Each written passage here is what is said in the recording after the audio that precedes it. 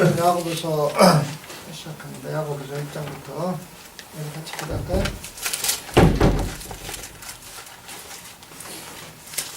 하나님 아버지, 그동안 히브리서를 공부하며 많은 것을 깨닫게 허락해 주시었고 또 오늘부터는 야고보서를 공부하게 됩니다. 야고보서에서 주님께서 주시는, 저희들에게 주시는 말씀의 의미가 무엇인지를 깨달아 단순히 우리가 지식으로 아는 것이 아니라 삶에 적응하여 야고보가 원하는 정말로 행함이 있는 믿음을 허락하여 주시옵소서. 하나님 아버지, 오늘 작은 인원이 모였지만 주님께서 함께 해주셔서 오늘의 말씀 가운데서 더 큰 은혜를 받을 수 있도록 주님께서 축복하여 주시옵소서. 감사하며 예수님 받들어 기도드렸사옵나이다. 아멘. 야고보서 1장부터 합니다. 야고보서는 야고보가 쓴 거죠. 야고보가 쓴 건데, 야고보 성경에서 나오는 지도자 중에서 야고보가 두 명이 있습니다. 두 명이. 하나는 누굽니까? 세베대의 아들 요한과 야고보라. 야고보가 12제자 중에 한 명입니다. 그 다음에 또 야고보가 누가 있습니까? 예수님의 친동생 중에서 야고보가 있습니다. 누가 쓴 거냐?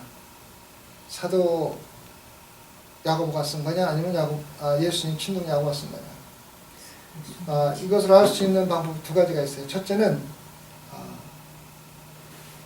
사도 야고보는 제일 먼저 순교를 당했어요. 사도행전 13장 55절인가 거기에 보면은 야고보가 제일 먼저 헤롯 왕에게 순교를 당하는 이야기가 나옵니다. AD 45년경인가 그 야고보서가 쓰여지기 전에 순교를 당합니다. 그래서 야고보는 예수님의 친동생인 야고보가 썼을 확률이 크다고 얘기를 하고, 또 특히 이제 1장 1절에 보면은 그리스도의 종 야고보라고 되어 있어요. 그리스도의 사도 야고보라고 안 되어 있어요. 그래서 근데 지금 예수님 동생 야고보가 사도행전에서 상당히 큰 역할을 합니다. 처음에는 자기 형이 미쳤다고 생각을 했어요. 대도 않는 얘기하고 이상한 소리하고 내가 하느님이다 그래가지고 형을 멸시하면서 야고보가 동생들이 형을 굉장히 미쳤다고 생각을 했는데, 친형이지만은 십자가에서 돌아가시고 부활하시는 모습을 보고 주 예수 그리스도라고 인정을 하게 됐고, 그때부터 예루살렘 공회, 예루살렘 모임, 그리스도의 모임의 공의회에 상당히 큰 책임을 맡아갖고 사도 바울과 굉장히 큰 많은 일을 합니다. 그게 바로 예수 그리스도의 친동생 야고보면서 야고보서를 썼다고 사람들이 이야기를 합니다. 야고보를 여러분들이 많이 알고 있는 게 뭡니까? 행함의 믿음을 강조를 하고 있죠. 다른 서신들은 상당히 교리적인 것을 많이 이야기를 합니다. 그러니까 특히 로마서 같은 경우에는 전체적으로 구원에 대해서 설명을 자세히 해줍니다. 굉장히 논리적이고 신학적인 겁니다. 그래서 신학적인 거, 실질적으로 구원이 뭔가 갖다 이해를 하려고 그러면은 로마서나 아니면 다른 사도 바울의 편지를 읽어야 됩니다. 근데 야고보서는 그런 것을 떠나서 실제적으로 믿음으로 행함에 대해서 상당히 강조를 하고 있습니다. 그래서 1절을 보면은 하나님과 주 예수 그리스도의 종 야고보는 흩어져 있는 12지파에게 문안하노라. 여기서 하나님과 주 예수 그리스도의 종이라고 되어 있습니다. 하나님의 종이라고 안 하고 주 예수 그리스도의 종이라고 안 하고 하나님과 주 예수 그리스도의 종이라고 한 이유가 있습니다. 그 이유는 예수 그리스도를 하나님과 똑같은 위치에서 말하고 있는 겁니다. 아시겠죠? 그래서 주 예수 그리스도의 종 아니면 하나님의 종이라고 해도 괜찮을 텐데, 구태여 하나님과 주 예수 그리스도의 종 야고보라고 쓴 이유는 예수 그리스도를 신성화시킨 거예요. 하나님과 똑같은 의미에서 말을 하고 있는 겁니다. 그 당시에는 예수 그리스도가 훌륭한 사람이고 또 선지자이지만은 하나님이라고 인정을 안 하는 파들이 많이 있었어요. 특히 그 에비온파 같은 경우에는 거의 예수 그리스도를 선지자로 역할을 했고 하나님이라고 동격으로 인정을 안 하는 종파들, 사비들이 많이 있기 때문에 그걸 강조하기 위해서 야고보는 하나님과 주 예수 그리스도의 종 야고보라고 분명히 가서 언급을 하는 의도가 다 있습니다. 그 다음에 흩어져 있는 12지파에게 문안하라. 흩어져 있는 12지파. 12지파는 보통 어떻게 쓰니까 이스라엘 백성들을 이야기할 때 12지파를 이스라엘 백성이라고 할 때도 있지만 12지파라고 보통 이야기를 하는 것은 이스라엘 백성 모든 백성들 중에서 흩어져 있는 말은 뭡니까? 그냥 이렇게 디아스포아로 그냥 나가 있는 게 아니라 사도행전에서 누가 제일 먼저 순교를 당합니까? 집사 중에 한 명 누구죠? 응? 스데반이 사도행전 7장에서 제일 먼저 순교를 당합니다. 순교를 당하면서 기독교인들이 어떻게 됐습니까? 다 흩어져서 도망을 갔어요. 예루살렘에 있지 않고 다 흩어져 있었어요. 그때 야고보가 흩어져 있는 그리스도인들에게 문안하노라. 이 야고보서도 그렇고 모든 그 서신들에 보면은 1장과 2절, 특히 1장과 2절에서 문안 인사를 많이 합니다.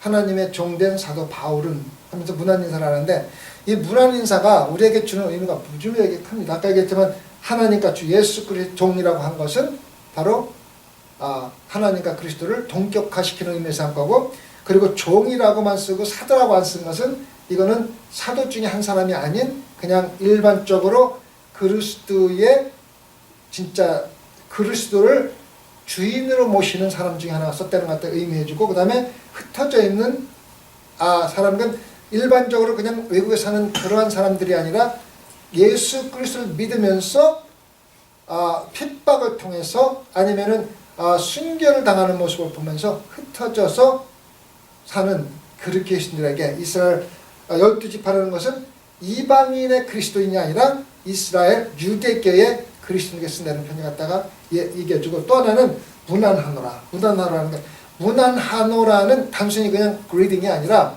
문안한다는 말은 기쁘고 즐겁게 인사한다는 뜻이에요. 그 당시에 그 핍박을 받고 있었던 그 기독교인들에게 기쁨과 즐거움으로 인사할 수 있는 환경이 아니었었어요. 왜? 대단한 핍박과 고난을 받고 있었기 때문에. 그런데 야고보는 특별히 여기서 문안하면서 기쁘고 즐겁게 인사하노라고 한 것은 앞으로 야고보가 쓸 고난과 핍박 가운데서 기뻐하고 즐거워하라, 인내로 해라, 그런 모든 거를 하겠다는 의미가 굉장히 담겨 있는 거예요. 그래서 야고보 본인이 나도 같이 핍박받는 기독교인 중에 하나지만은 기쁘고 즐겁게 너희들에게 인사한다 하는 걸 갖다가 보여주고 있는 겁니다. 그래서 이 한 절에 대단히 많은 의미를 가지고서 편지를 쓴 겁니다. 그러니까 성경은 성령의 감동 감화로 썼다는 것 갖다가 우리가 직접적으로 느낄 수 있는 그러한 말씀이 정말 많이 숨겨져 있어요. 똑바로 이해만 하면은 이거는 하나님의 성령 감화로 쓰지 않고는 쓸 수 없는 거라는 것 같다 우리가 느낄 수 있는 항목들이 참 많아요. 그래서 야고보가 쓴 1장 인사말에서도 우리가 이거는 틀림없는 하나님의 성령 감화 감동으로 쓰지 않으면 쓸 수 없는 그런 의미들이 많이 담겨 있습니다. 그 다음에 2절입니다. 내 형제들아, 너희가 여러 가지 시험을 만나거든 온전히 기쁘게 여기라.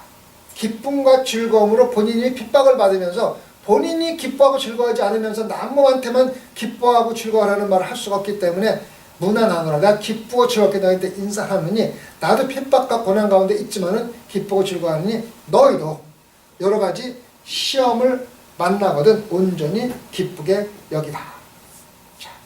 내 형제들아. 내 형제들아라는 말은 뭡니까? 우리가 주님 안에서 형제 자매잖아. 그죠? 실질적으로 그 이스라엘 백성들은 그리스도인이고 아니고를 떠나서 항상 형제들이라는 말을 많이 썼어요. 그만큼 이스라엘 백성들은 하나님 안에서 예수님이 오시기 전에도 하나님 안에서 항상 형제 자매라는 그러한 개념을 가지고 살았었던 사람들이지만은 여기서 내 형제들아라고 야고보가 얘기하는 건 특별히 믿는 형제 자매들아라고 말을 하는 겁니다. 너희가 여러 가지 시험을 만나거든. 여기서 시험이라는 뜻이 뭡니까? 시험. 시험에는 두 가지가 있습니다. 외적으로 우리에게 들어오는 핍박, trials, 고난이 있고, 그 다음에 하나의 시험은 뭔가 내적으로 생겨나는 유혹이 있습니다. 템테이션이 있죠. 그죠? 유혹이 있습니다.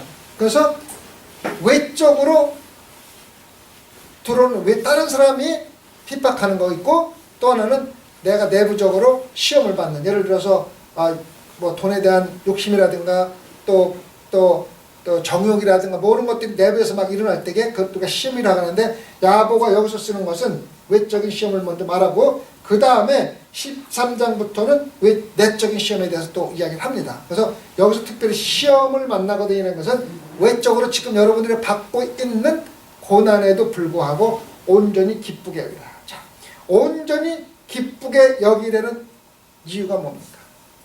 왜 여기서 온전히 기쁘게 여기라고 얘기를 합니까? 그 이유가 뭡니까? 시험을 견뎌낸다는 것은, 시험을 건져낸다는 것은 우리가 믿음의 성장의 기회가 된다고 받아들이라는 거예요. 여러분들이 어려운 시험을 거치면서 믿음이 성장할 것이기 때문에 도리어 기뻐하고 즐거워하라고 얘기를 하는 거예요. 그 신앙엔 참 재미가 있어요. 신앙은 하나님이 우리한테 주는 그 믿음은 참 재미가 있어요. 보통 우리가 잘 되고 부유하고 여유가 있을 때는 신앙적으로 타락을 하게 되고, 어렵고 고통스럽고 힘들 적에 신앙이 잘하게 되잖아요. 참 아이러니하지 않으세요?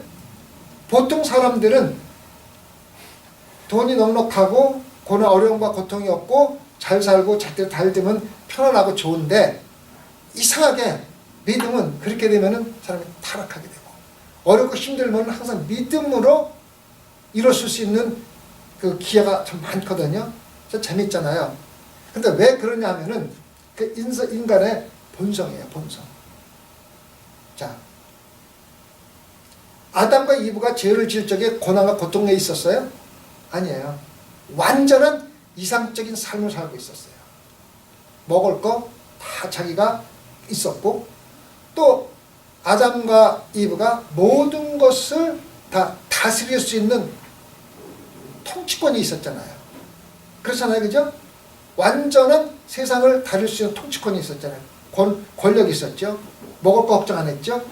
또 부부가 항상 천국 같은 곳에서 살았잖아요. 그래서 아무런 걱정이 아무것도 없는데 뭐가 생겼어요? 죄를 짓잖아요. 그래서 우리 인간 본성은 있으면은 더 갖고 싶어하고, 편하면은 더 편하고 싶어하고, 서 있다가 앉으면 뭐 하고 싶다 그래요? 눕고 싶다 그러잖아요. 눕고 싶으면은 자고 싶고, 자고 싶으면 죽고 싶다 그러잖아요. 그죠? 그래요? 안 그래요? 제가 얼마 전에 우리 내시경을 받으러 갔는데, 받으러 가면 어떻게 합니까? 잠을 재우잖아요. 일종의 쾌감을 느끼는 거예요. 근데 내가 단 30분이라도 정말로 세상 아무것도 모르고 죽는구나. 얼마나 편한가. 그런 일종의요, 재미를 느끼는 거예요. 그게 마약을 하는 사람들의 시초라 그래요. 마약을 하니까 좋잖아요. 그죠? 그러니까 계속 하게 된다는데, 일종의 그러니까 사람이 가지면 더 갖고 싶어 하고, 또 편하면 더 편하게 생기는 게 본성이기 때문에 우리가 편안할 때 죄를 짓게 되는 것 같아요. 그래서 어려움과 고통 속에서는 항상 우리가 믿음에 눈을 뜨고 하나님께 매달리잖아요. 그죠? 하나님과 관계를 더 깊이 하잖아요. 왜? 우리가 편하고 있을 적에는 세상 것과 더 관계를 많이 갖잖아요. 그렇잖아요. 그죠? 그런데 어렵고 힘들 때는 하나님과 관계가 더 깊어지잖아요. 그래서 그런 것 같아요. 그래서 어쨌든 시험을 온전히 기쁘게 여기라는 것은 야 이제 내가 믿음으로 신앙적으로 자랄 기회가 나한테 주어졌구나 하는 그러한 기쁜 마음으로 받아들이려는 거예요. 여러분 그렇게 할 수 있어요? 우리 지은자매 그렇게 할 수 있어요? 그렇게 하고 있죠, 그죠? 그래서 어렵고 힘들 때는 더 기뻐하세요. 74님은 통줄 안 하시는 것 같아요. 믿음 성장 안 해도 좋을 때까지 편하게 살았습니다. 3절입니다. 이는 너의 믿음의 시련이 인내를 만들어내는 줄 너희가 압니다. 너의 믿음의 시련이라는 뜻은 여기서 시련이라는 것은 단순한 고통이 아니라 시험을 거쳐서 이겨내고 난 다음에 인정을 받는 걸 갖다가 우리가 시련이라고 하는 거예요. 무슨 얘기인지 아시겠어요? 여러분들한테 어려움이 왔을 때 그냥 어려움 자체가 시련이 아니고 어려움을 극복하고 이겨내서 너는 이겨냈다고 인정을 하나님께 해주는 그 자체가 바로 시련이라는 뜻이라는 거예요. 여기 성경에서 나오는 것은 시련이라고 얘기를 하는 거죠. 그래서 어려움과 고통을 이겨내고 나면은 바로 인내를 만들어준다. 그런 뜻이에요. 그래서 어떠한 어려움과 고통이 온다 하더라도 이제는 쉽게 이겨낼 수 있다는 거예요. 그래서 인내라는 뜻을 갖다 또 우리가 이해를 잘 해야 돼요. 인내는 뭡니까? 우리 지훈자매 인내 여기서 어떻게 해석할 수가 있어요? 힘들어도 견디고 이겨내는. 그러니까 참고 견디는 거죠. 그런데 여기서는 그 단계를 넘어서는 거예요. 기독교인들은 아유 죽겠네 이거 빨리 좀 참자 고통해서 참 그게 아니고 더욱더 적극적으로 앞으로 나가는 거예요. 어려움과 고통이 있을 적에 나는 더 예배를 더 많이 드리고 전도 더 많이 하고 더 적극적으로 전진하겠다는 한 단계 그냥 참고 견디는 게 아니라 한 단계 넘어서 나아가는 거예요. 이게 바로 기독교인이 말하는 인내예요. 아시겠죠? 그래서 단순한 참고 견디는 게 아니라 내가 이 어려움과 고통 가운데서 신앙적으로 성장하겠다, 더 복음을 전하겠다, 더 예배를 드리겠다, 더 하겠다는 그런 적극적인 태도로 앞으로 나가는 걸 갖다가 여기서는 인내라고 얘기를 하고 있어요. 그래서 우리 기독교인들은 그냥 단순히 어려움과 고통을 참는 게 아니라 그 어려움과 고통 가운데서 우리가 믿음으로 성장할 수 있는 기회를 잡도록 적극적인 태도를 가져야 된다는 거 아시겠죠?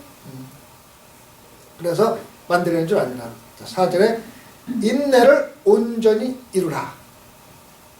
이는 너희로 온전하고 구비하여 조금도 부족이 없게 하는 거야. 인내를 온전히 이루라 하는 말은 뭐냐면은 절대로 포기하지 말라는 거야. 포기하지 말라는 거야. 왜? 우리가 이 인내를 통해서 내 믿음이 자랄 것을 알고 있기 때문에 절대로 포기하지 말아요. 포기하지 않고 이루면 돌아오는 게 뭡니까? 너희로 온전하고 구비하여 조금도 부족함이 없게 하라. 그래서 우리가 인내를 포기하게 하지 않고 온전히 이룰 적에 그 결과로 얻어지는 거 뭐냐면 온전하고 구비하여 조금도 부족함이 없게 만든다. 자, 온전한다는 여기서 무슨 뜻입니까? 온전해진다는 말은 쉬운 단어면서도 잘 해석하기 힘들죠. 여기서 온전해진다는 뭐냐면은 신앙적으로 성숙해진다는 거예요. 그러니까 더 예수 그리스도에 가까워진다는 거예요. 우리가 궁극적으로 신앙생활을 우리가 거기에 더더라고 안 더더라고 떠나서 궁극적인 목표가 뭡니까? 예수 그리스도를 닮아가는 거 아닙니까? 그죠? 그래서 여기서 온전하여진다는 말하면 신앙적으로 더욱 성숙해서 예수 그리스도에 가까워진다는 거예요. 그 다음에 구비하여라는 뜻은 여기서 뭡니까? 구비하여는 쉬운 단어면서도 해석이 그렇잖아요. 그죠? 여기서 구비한다는 뜻과는 완전하게 이른다는 완전해진다는 뜻이에요. 그래서 예수 그리스도를 닮으려면 우리가 완전해야 되잖아요. 그 완전하게 해서 예수 그리스도를 닮아가는데 부족함이 없게 하는데 그것은 어떻게 되느냐? 물질과 풍요함과 출세가 아니라 인내와 시련을 거쳐가면서 이루어진다고 말하고 있어요. 예수님께서 지상에서 몇 년 공생을 하십니까? 3년이 있죠. 3년. 3년 동안 예수님이 편안하고 편안하게 고통 없이 사는 게 하루라도 있습니까? 없어요. 3년 동안 고통과 고난 속에서 마지막으로 십자가에 돌아가셨거든요. 그래서 우리가 예수 그리스도를 닮아간다는 것은 바로 예수 그리스도의 십자가를 같이 함께 지고 간다는 건데, 그 함께 지고 고난과 고통을 받는 그 자체가 중요한 게 아니라 그 목적이 왜 해야 되는 그 목적이 중요한 거예요. 그 목적이. 왜 예수님께서 고난과 고통을 받으셨습니까? 왜? 우리를 죄에서 용서해주고 구원해주기 위해서. 그래서 우리가 고난과 고통을 받는 첫 번째 이유는 예수 그리스도의 영광을 위해서고, 두 번째는 다른 사람들을 예수한테 인도하기 위해서 하는 것이 바로 고난과 고통을 받는 이유입니다. 그래서 우리가 시험을 통해서 항상 기뻐할 수 있는 것은, 시험을 통해서 우리가 다른 사람들에게 왜 우리가 시험을 하냐면 하나님이 일을 하니까 고통과 시험과, 하나님이 일을 안 하면 고통과 고난을 안 받아요. 일단 시험을 당하는 것은 하나님이 일을 하기 때문에 그런 건데, 그렇게 하면서 기뻤는데, 이 고통과 고난에서 그 사도 바울이 그 전도 여행을 얼마를 다녔습니까? 3차를 다녔잖아요. 3차. 근데 우리가 지도상으로 보면은 아주 쉽지, 그죠? 여기도 갔고 여기도 갔고 여기도 갔고 여기도 갔고 여기도 갔고 참 쉽잖아요, 그죠? 그런데 실질적으로 그 사람이 사도 바울이 다닌 길을 보면은요, 놀라지 않을 수가 없어요. 쉽게 말하면은 캔사스에서 캘리포니아 LA까지 걸어서, 아니면은 옛날에 그 당시 2000년 전에 무슨 트랜스포테이션이 있었는지 모르지만은 그렇게 걸어서 전도 여행을 간 거예요. 그러니까 다시 말하면 락키 산맥을 넘어간 거예요. 실질적으로 사도 바울이 전도한 길을 갖다가 따라가면서 같이 그 여행을 하면은 그 산길이 차를 타고 그 콜로라도 산맥을 뺑뺑뺑 돌아서 올라가서 몇 시간씩 가잖아요. 똑같은 길을 사도 바울은 옛날에 길도 없는 데서 걸어서 간 거예요. 그래서 사도 바울이 뭐라니까, 나는 짐승의 위험에도 처했었고 사람의 죽음에 처했고 모든 어려움에 처했다는 것 갖다가 이야기해 주는데, 그거는 그냥 자기가 그런 고통이 있었다는 걸 얘기해 주는 게 아니라 실질적으로 그런 있었던 것 갖다가 고백을 하는 거예요. 그래서 사도 바울과 사도들이 걸어간 그 고통의 고난의 길을 보면은 우리가 상상할 수 없을 정도예요. 아시겠어요? 그래서 우리가 신앙생활하는 것은 예수 그리스도의 고난과 십자가를 지고 가는 거기 때문에 편안함과 안일함보다는 항상 예수 그리스도 고통과 고난을 받을 준비가 돼 있어야만 됩니다. 그래서 욕먹는 거는요, 아주 쉽게 가볍게 받아들일 수 있는 마음의 준비가 돼 있어야 돼요. 실질적으로 예수 그리스도로 해서 욕을 먹지 않는 사람은 하나님 일을 안 한다고 볼 수도 있어요. 바꿔서 말하면. 아시겠죠? 그래서 욕먹고 특히 우리 지인자매 학생들을 열심히 하다가 힘들고 어려울 때 또 다른 사람들이 또 구설주 같은 얘기를 할 적에 너무 기쁘다, 너무 재밌다, 그런 마음을 가질 수 있어야 돼. 아시겠어요? 아멘이죠? 그런 마음 가지면 정말 기뻐져요. 자, 그 다음에 5절입니다. 너희 중에 누구든지 지혜가 부족하든 모든 사람에게 후히 주시고 꾸짖지 아니하신 하나님께 구하라. 그러하면 주시리라. 자, 여기서 지혜라는 뜻을 우리가 잘 이해를 합니다. 이 지혜는 뭐 하는데 필요한 지혜입니까? 돈 벌기 위한 지혜입니까? 출세하기 위한 지혜입니까? 아니죠. 하나님의 예수 그리스도를 닮아가기 위해서 우리에게 주어지는 어떠한 시련과 어려움과 고통을 극복해 나갈 수 있는 능력과, 그냥 머리에서 생기는 지식이 아니라 능력까지도 포함해서 달라고 이야기를 하는 거예요. 우리가 하나님의 고난 고통을 이겨나가려면요, 우리가 부족하다는 것을 금방 느껴요. 참 어려워요. 그렇지만 하나님께 지혜를 얻고, 그 하나님이 누구냐? 모든 사람에게 후히 주시고 꾸짖지 아니하신다. 꾸짖지 아니하신다. 여러분, 우리 황 집사님 아이들 둘 있죠. 아이들이 자꾸 뭐 달라 그러면은 꾸짖어요, 안 꾸짖어요? 야, 뭐 그걸 또 살라 그래. 너 그거 있잖아. 그렇게 해야 안 해요? 하죠, 당연히. 저도 그러는데. 기분 나쁘시게 인정하시는 것 같아요. 그건 뭐냐면은, 나도 부모지만은 쓸데없는 거 척 해달라 그러면은 얘기해요. 얘기해야지. 그건 잘못됐다고 얘기하잖아. 그죠? 근데 하나님은 우리가 1000번, 10,000번을 달라고 얘기해도 꾸짖지 않고 후하게 주신다는 뜻이에요. 그러니까 하나님은 우리와 다르다는 뜻이에요. 우리는 인간적인 생각으로 판단을 해서 자꾸 달라 그러고 자꾸 하려고 그러면은 꾸짖고 다음에 해준다 하지 말라 얘기하지만은 하나님께서는 꾸짖지도 아니하고 후하게 주시는 분이라는 것 갖다가 말씀을 해주는 거예요. 우리가 다르다 하는 것을. 아시겠죠?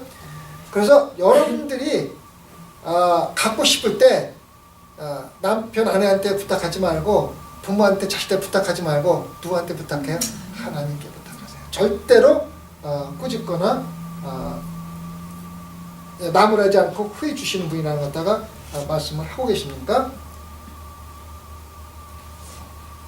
그 다음에 6절을 하겠습니다. 오직 믿음으로 구하고 조금도 의심하지 말라. 의심하는 자는 마치 바람에 밀려 요동하는 바다 물결 같으니 이런 사람은 무엇이든지 죽게 얻기를 생각하지 말라. 두 마음을 품어 모든 일에 정함이 없는 자로다. 믿음과 의심은 정반대되는 단어예요. 그렇게 생각하십니까? 믿음이 있으면 의심이 없고 의심이 있으면 믿음이 없는 거 정반대되는 단어예요. 예를 들어서 내가 믿음이 있다 하고 의심하면은 그건 거짓을 말하는 거예요. 아시겠어요? 그래서 믿음과 의심은 같이 갈 수가 없고 믿음이 있든가 의심하는 둘 중에 하나라는 걸 항상 기억하고 믿음으로 기도한 것은 의심할 필요가 없는 거예요. 아시겠죠? 여기서 말하는 거예요. 오직 믿음으로 구하고 조금 의심하지 말라. 의심하는 자는 마치 바람에 밀려 요동하는 바다 물결 같으니 이런 사람은 무엇이든지 죽게 얻기를 생각하지 말라. 하나님께 얻기를 생각하지 말라는 뜻이에요. 그러니까 두 마음을 품어 모든 일에 정함이 없는 자로다. 우리가 예수 그리스도를 믿고 신앙인이 되는 것은요, 선택하는 거예요. 결정을 하는 거예요. 예수 그리스도를 선택하는 거예요. 선택이라는 단어는 뭡니까? 다른 것을 포기한다는 단어하고 또 똑같은 같이 가는 거예요. 무슨 얘기인지 아시겠어요? 그래서 우리가 예수 그리스도를 믿는 것은 선택인데 선택을 한다는 것은 두 개를 다 갖는다는 게 아니라 하나를 버린다는 거예요. 그래서 다 선택이라는 단어를 쓰는 거예요. 둘 다 갖는 게 아니라. 지은자매가 노태함상을 선택해서 결혼한 거지 다른 사람과도 막 결혼하는 건 아니잖아요. 선택했으면 다른 사람을 버려야 되는 거예요. 그죠? 옛날에 애인이 있었다 하더라도 있었다는 게 아니고 있었다 하더라도 버리는 거예요. 그죠? 그래서 선택이라는 단어는 두 개를 다 갖는다는 건 반드시 하나를 버려야 된다는 거예요. 노태함상도 마찬가지예요. 지은자매 결혼한다는 것은 선택한 거고 다른 여자를 일단은 다 포기한다는 거예요. 일단이라는 단어 쓰다가 다음에 갖는다는 게 아니라 정말 버리는 거예요. 그래서 우리가 예수 그리스도를 믿는 것은 선택한 거기 때문에 다른 걸 버려야 돼요. 버릴 게 뭡니까? 세상 것을 버리는 거예요. 근데 가장 신앙에서 큰 문장이 뭐냐면은 둘 다 가지려고 하는 거예요. 그게 바로 욕심이거든요.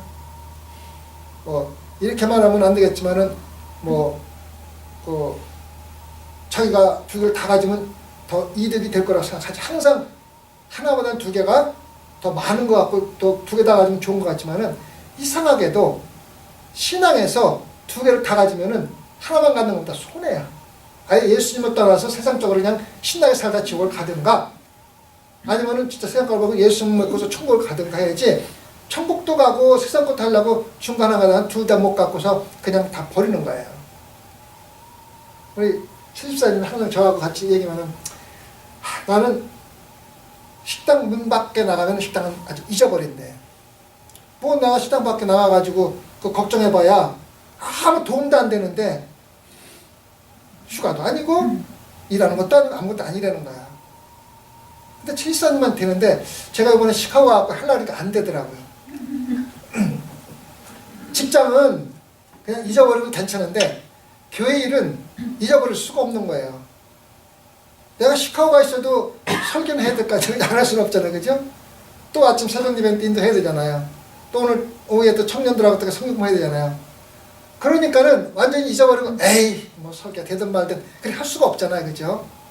그래서 목회자라는 거는 하나를 갖기 위해서 다른 걸 버리는 거지 이렇게 두 개를 다 할 수 있는 거 없구나 하는 걸 하는 거서 시카고 가서 사실은 제가 그 딸네 집에 있지 않고 호텔에 있었어요. 호텔에서 아침 새벽에 일어나서 설교 준비하고 또 묵상하고 또 거의 오전은 그렇게 보내고 그다음에 이제 오후에 나가서 이제 같이 점심 먹고 이제 같이 이제 그 시간 조금 보내다 저녁에 또 일찍 또 호텔에 들어와서 또 휴식하고 나중에 이제 그래서 거의 3일 동안 뭐 그 실제로 아이들하고 보낸 시간은 뭐 잠깐밖에 없고 그냥 지들끼리는 이제 저들끼리 놀고 이제 했기 때문에 실질적으로는 뭐 이렇게 뭐 그 많은 완전히 잊어버릴 수가 없는 게 그 목회자라는 걸 갖다가 절실히 깨달았어요. 그러니까 그 목회자가 된다는 것은 그 사명이지 이건 정말 우리가 그 직업은 아니구나는 걸 참 절실히 느꼈어. 직업 같으면 아까 칩사님 말한 때나 에이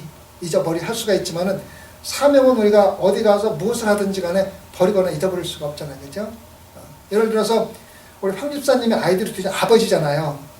직장의 일은 휴가를 가면 잊어버릴 수 있지만은 휴가를 가서 아들, 딸들이 어떻게 하는가 또 잊어버리고 있을 수는 없잖아요. 그죠? 항상 아버지는 아버지잖아요. 그러니까 가서 자식들 생각할 수밖에 없어요. 그래서 목회자는 어디 가서 무엇을 하든지 성도들의 안일과 성도들의 생각을 잊어버릴 수가 없어요.